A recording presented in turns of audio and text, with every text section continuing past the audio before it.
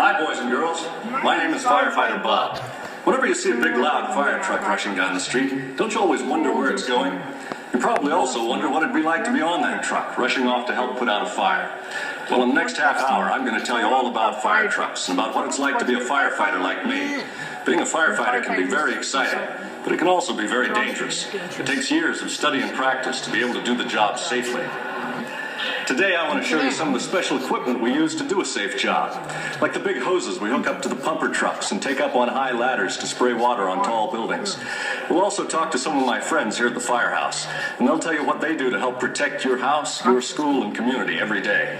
By the time we're through, you'll not only know a lot about firefighting, you'll be amazed at the things you've seen.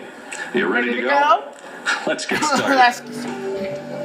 Well, this is my good friends Tommy and Billy. Hey guys, would you like to see all the things that go on here today at the firehouse? You bet, Firefighter Bob. What are we going to do first? Can we go up the big ladder? I want to ride on the fire truck. Can we do that now? Sorry guys, the trucks and ladders and all the equipment we use are very dangerous. Too dangerous for children to get close to, I'm afraid. We're going to have to watch everything from a safe distance today. You know, if you ever see a fire where fire trucks are working, you should always remember to stand back at a safe distance. You can still see everything that's going on. But today we have to be just that safe, okay? Okay, let's get going. Look, boys, there's Spot, the firehouse mascot. We'll meet Spot a little later after we look around the firehouse. The first thing that firefighters do every day is to attend roll call. Everyone in the fire company has to come to the meeting. During roll call, the officers go over important messages from the Central Fire Command, and the firefighters talk about equipment and procedures that can help them do their jobs better. Roll call begins when a group of firefighters start working a new tour of duty. Safety is the most important thing to talk about because they have to be prepared if there's an alarm. That's why some of the firefighters start checking the engine and the equipment right away, even during the meeting. Then everyone goes to work to make sure all the trucks are ready. The first thing we do after roll call every morning is check all our tools and equipment. This is my hook for the day and my compartment. I make sure that the hook is clean, free of splinters and cracks. We use this to pull ceilings to find fire. We also use it as a tool to guide ourselves in the dark, smoky area. So this is in good shape. Now I check my compartment. First thing I check is the tote weld. We use this to cut heavy gauge steel. We also use it car extrications, guardrails and the like. This is oxygen, and this is something called nap gas, which also helps us cut.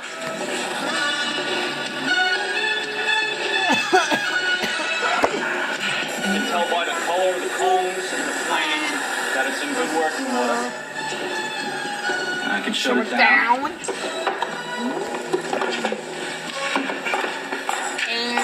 And I also have to check our first aid bag. We use this for heart attacks, car accidents, people that go in the river. You can see we have a lot of stuff, bandages, dressings, neck braces. Everything seems to be well stocked. Are they ready to go out yet? No, not yet, Tommy. First, the firefighters have to make sure their tools and equipment are working perfectly. Well, let's talk with Firefighter Thor over there.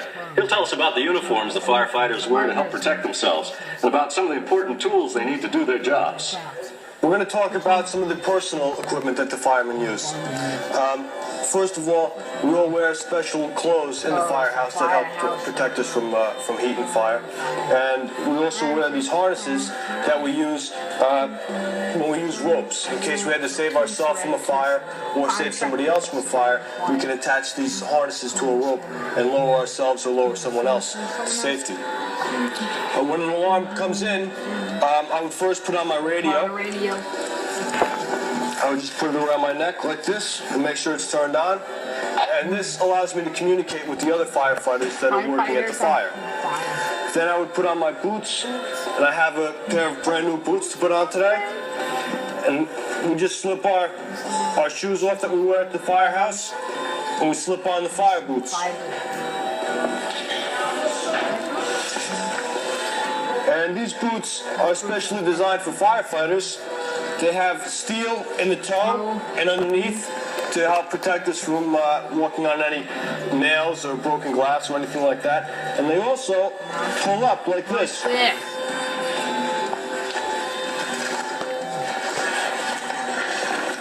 High up on our legs. And this protects us from hot water and broken glass and nails and that sort of thing when we're crawling around inside of a fire. Then I would put on my coat. It's a very big, heavy coat, made of very special material to help keep firefighters safe. And it snaps up like this.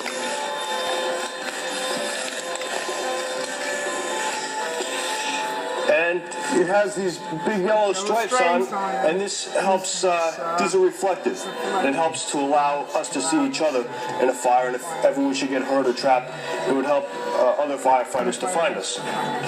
Then I would put my flashlight on, because it's very dark. Even in the daytime with all the smoke, it's very dark in the fires, to make sure it works. Then I have my fire gloves. And these are also special for firefighting. They help protect us from steam and water burns, as well as from touching anything that was hot or sharp. And then I would put on my helmet. And the helmet also has yellow stickers on it that reflect to help see each other. And it has a number, the number of our company. Number 7. And that allows us to identify each other at fires.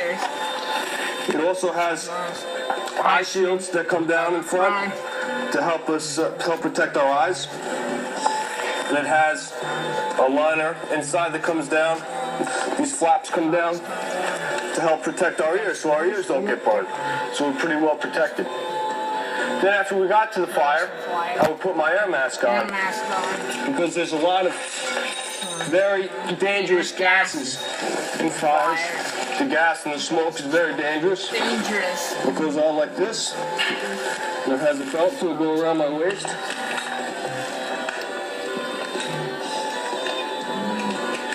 And this is very heavy to carry, but it's the only thing that helps us breathe in a fire.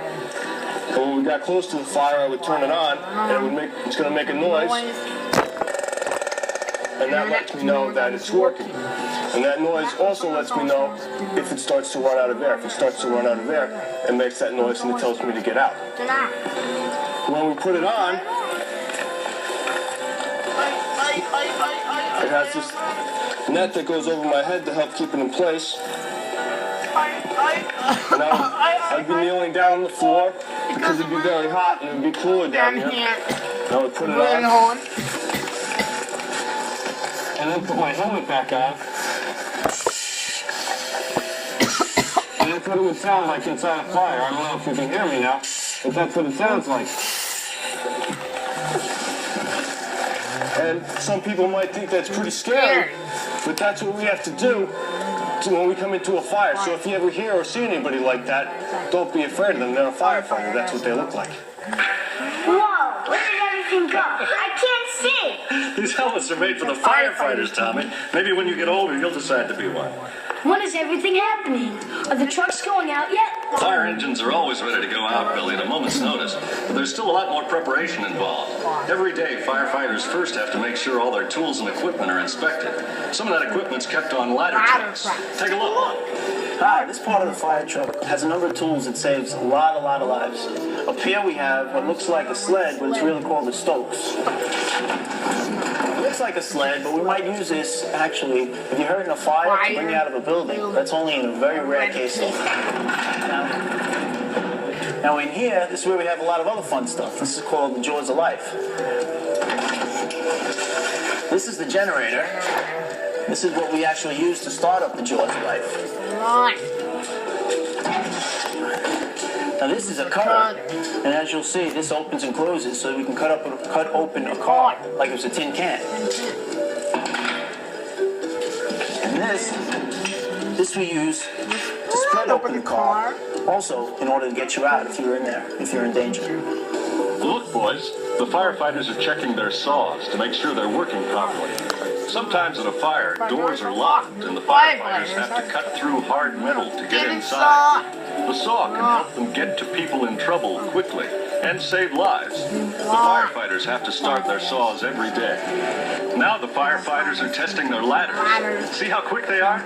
The ladder can help them climb up to a window to help someone.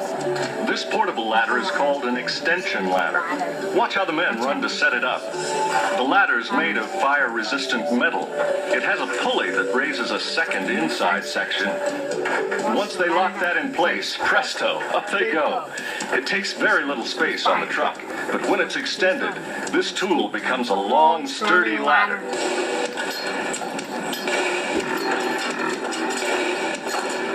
Do they hook up the hoses to a fire hydrant? No, we get the water from a fire hydrant, but then we put it in a special truck called an engine or a pumper. Let's talk with Don, the engine driver, about how the pumper works. We call him the chauffeur. This is an engine pumper. This, what it does, it puts water on the fire. Basically, that's the job of this apparatus.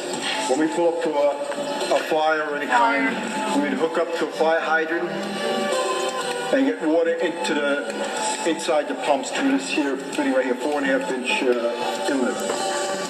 We then hook up our hoses to the outlets. These here gates, we pull them to let the water come out, to go through the hoses to the fire. The dials tell me how much water I'm getting from the pressure from the hydrant, how much pressure I'm putting out, and each individual hose line which I open up, we have lines connected to. Well, we have, on this here stretch, would be an 1.75-inch hose with 2.5-inch also on it if we get that far into it. This would be basically used for a small fire, a 1-room, 2-room fire. That'll be one of his first line stretch. If it's a heavy volume of fire, they won't use that line.